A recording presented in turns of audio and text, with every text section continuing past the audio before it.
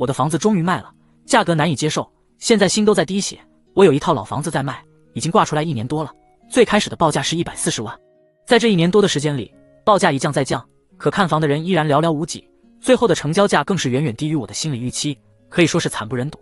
我也知道这2年楼市不景气，房价一直在跌，二手房跌得更多，所以一开始挂出来的时候我就没多要，140万可以说是很实在的价格，就是当时的实际成交价。那时候看房的人实在是太少了，几乎没有，1、2个月才来一次，看了也不给出价，不是嫌房龄老，就是嫌没有电梯，总之都是缺点，就想让我主动降价。后来房价降得更厉害了，小区的二手房挂牌量更大了，我的报价也从140万到135万、125万、120万、115万，可以说是一路下跌。随着报价的逐渐降低，来看房的人终于多了起来，也有少数看上还价的，可给出的价格都低得离谱，80多万、90来万，还有给70多万的，一看就没有诚意，不是真心想买，就想狠狠地砍上一刀，成了就成了，不成反正也没什么损失。后来中介告诉我，我们这个老小区同户型同面积的房子，楼层也比我的好，还卖不到100万，让我继续调低报价。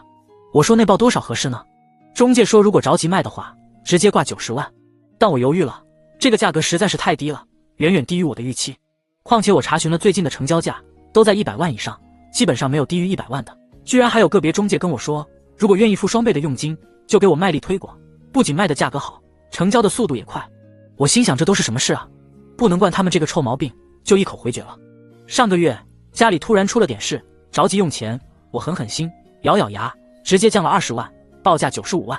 大幅度降价的效果就是好，当天就来了好几组看房的客户，最高的一个出价85万，后来我们又见面谈了3、4个小时，最终顺利成交，价格定在87万。从140万到87万，价格跌了40%，仅仅用了1年多的时间，我的心在滴血啊。所以说大家如果不着急用钱的话，还是暂时先不要卖房子了，现在市场上的二手房太多了，根本卖不上价去，建议先等一等。最近国家又出台了强有力的刺激政策，说不定明年房价就会触底反弹了，大家觉得呢？